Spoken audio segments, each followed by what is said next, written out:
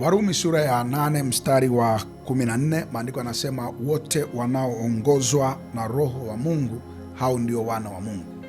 Wana wa Mungu wanaongozwa na Roho wa Mungu. Kuna ulimwengu wa roho na kuna ulimwengu wa mwili.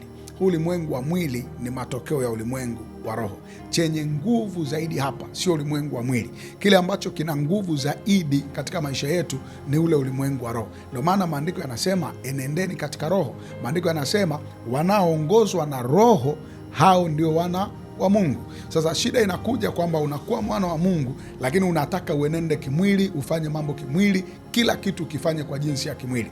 Ukiwa mtu wa kupambana kimwili, wa kufanya mambo kimwili, wa kuamua kila kitu kimwili, wa kuwaza kila jambo kwa jinsi ya mwilini na kutafsiri kila jambo linalotokea kwenye maisha yako kwa jinsi ya mwilini, utakwama sana kwenye maisha yako. Nachotaka ujifunze ni kwamba wewe ni wa kiroho.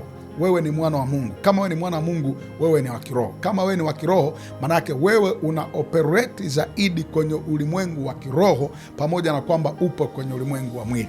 Jifunze kukaa rohoni, jifunze kuongozwa na Roho Mtakatifu. Kwa hiyo jambo lolote likitokea, nenda kwanza rohoni, tulia na Roho Mtakatifu, ongozwa na Roho Mtakatifu, ona cha kufanya kiroho kwanza. Kanuni za kiroho zinasema nini kabla ya kushughulikia kwa jinsi ya mwili. Kwa hiyo ninatoa wito kwa kila ambaye ni mwana wa Mungu ajifunze habari ya ulimwengu wa roho na ajifunze kuwa na mahusiano na Roho Mtakatifu zaidi, kwa sababu huko ndiko ambako kuna maagizo na maelekezo mengi yanayoweza kukusaidia kufanikiwa katika ulimwengu wa mwili. Mungu akubariki sana.